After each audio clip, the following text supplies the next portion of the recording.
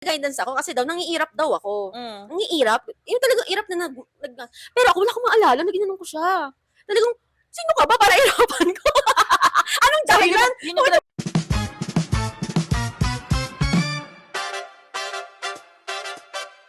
Parang napansin ko lagi kang bine-betray dun sa ng bully sa'yo. No?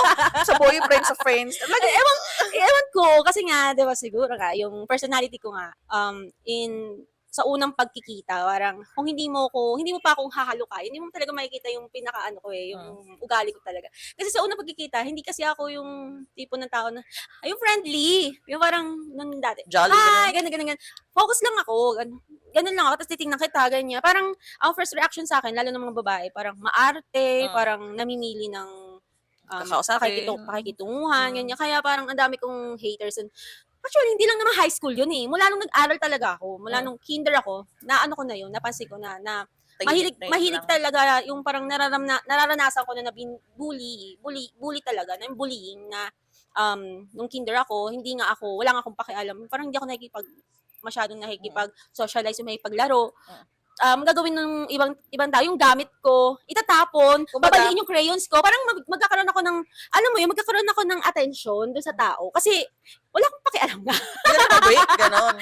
Kasi wala parang talaga. parang Naalala ko. easy target ka to bully kasi Oo. nga ganun ka. Oo, wala akong di kita bibigyan ng attention. Mm. Kasi nga wala nga, nakapokus lang ako kung ano kong gagawin. Mm. Ngayon, yung mga tao na gano'n, gumagawa sila ng way para mapansinin Magpapansin, ko. oo. Kaya, wala nung kinder ako, nung unang pasok ko pa lang, first day, nagsabi ako sa mama ko, sabi ko, yung mga crayons ko, pinagpuputol. Sabi ko, ay ma'am, bumuta na yung mama ko. Yearly yan, hanggang grade 1, grade 2, grade 3, grade 4, guys. Nakakaloka ka. Lagi, tapos dumating pa sa point na nag-guidance ako, na wala akong alam na ano yung ginawa ko. Kasi, sabi ng isang babae, ka-schoolmate ko, kasi ma'am, pinag-guidance ako kasi daw nangiirap daw ako. Nangiirap, yung talagang irap na pero ako wala akong maalala na ginanon ko siya. Talagang, sino ka ba para irapan ko? Anong dahilan? Yun yung tinanong mo, bakit? Sabi ko, Inano ba kita? sabi ko, doon ako parang naiiyak ako kasi sabi ko, wala nga akong, parang, alam mo yung bato sa akin na parang, hindi ako aware na ginagawa siya ng katawan ko, ng mata ko, ng ano ko, na yung katawan ko, ginagawa siya na hindi ko na intention sa tao na yon.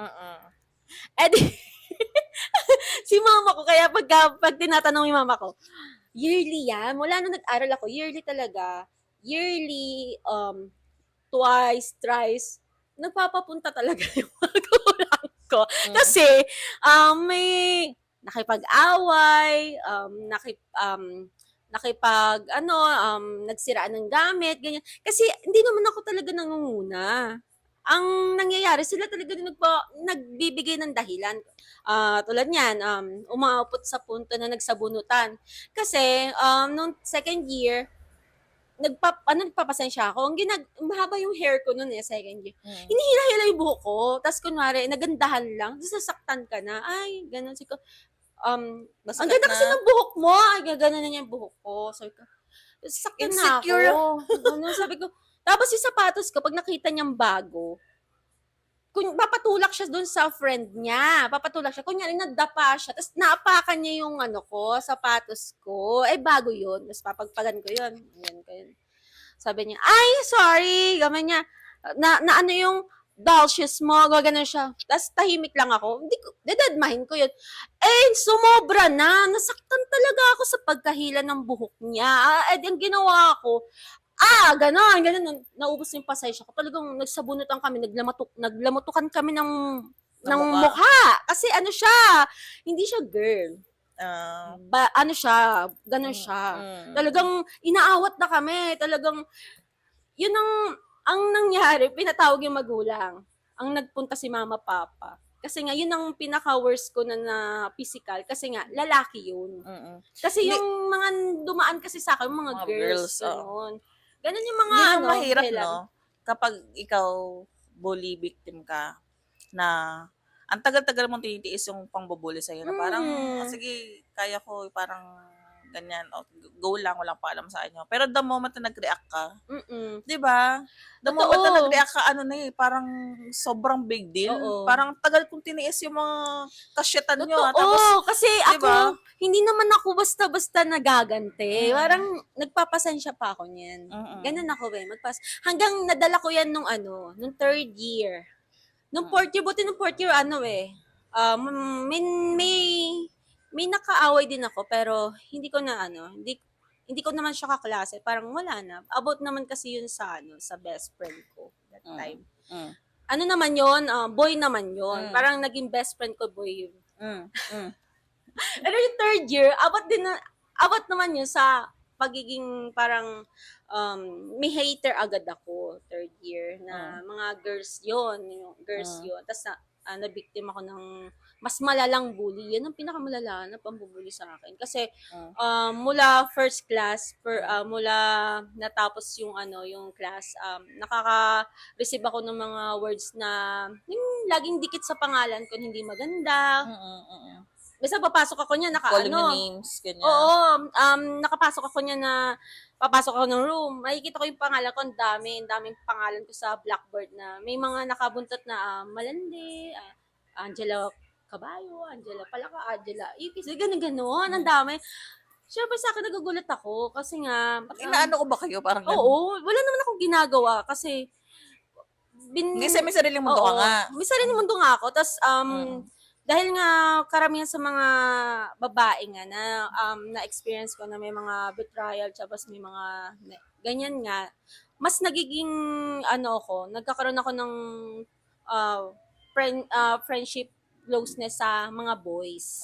Ayun ang nangyayari. Kasi nga, minsan din talaga sa high school, ang daming kadramahan ng girls. So, parang nakakaroon ka ng comfort dun sa mga direct personality ng mga lalaki.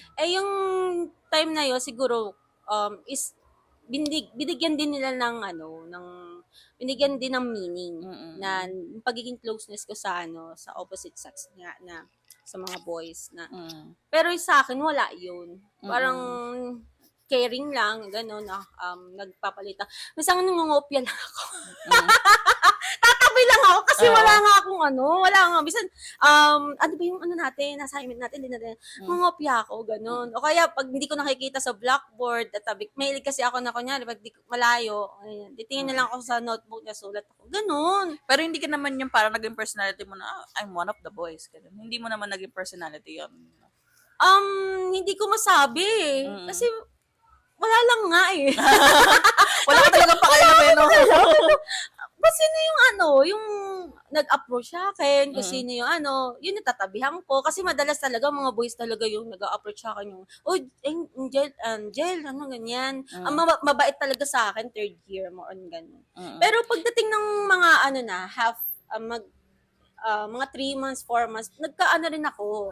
Nagkaroon din ako ng mga girlfriends. Oo, sa room din, sa loob. Kasi kung una is parang may naartihan sila, ganyan. Nagbigay sila ng time para mas kilalanin ako. Nung nakakasama na ako, may mga group project kami, ganyan. Hanggang sa, yun nga, ganito pala si Jella, ganyan. Talagang wala lang talaga siyang pakialam. Oo. Na-realize nila. Hanggang sa nakabuo kami ng group, yung magbabarkada. Ay talaga, tinetreasure ko yon yung mga barkada ko nung third year.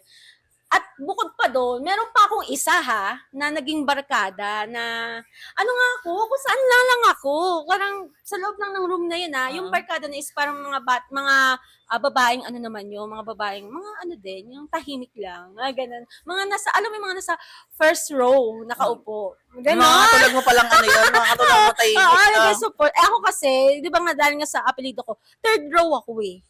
Pero yung mga, una kong barkada na boys, nasa third row, second row. Pero nagkaroon pa ako ng mga circle of friends sa first row. Tapos, doon naalala ko sila, Mira, basta mga naalala ko yung mga pangalan nila. Sumasama ako sa bahay nila, ganyan. Parang yung kung saan na lang. Kung saan na lang friendship, gano'n. Kung saan na lang friendship, gano'n. Kung ano maramdaman ko na kung welcome ako, ganyan. ayun, nung natapos naman yung third year, naging masaya. Kahit nung first, nung first, pasok ka, first month, medyo, pa ako, dahil nga sa nangyayari, nararamdaman ko yung, may pambubuli nga sa akin, yun. Naman, na-survive ko. Mm. Yun lang, na-survive ko siya. Mm. So,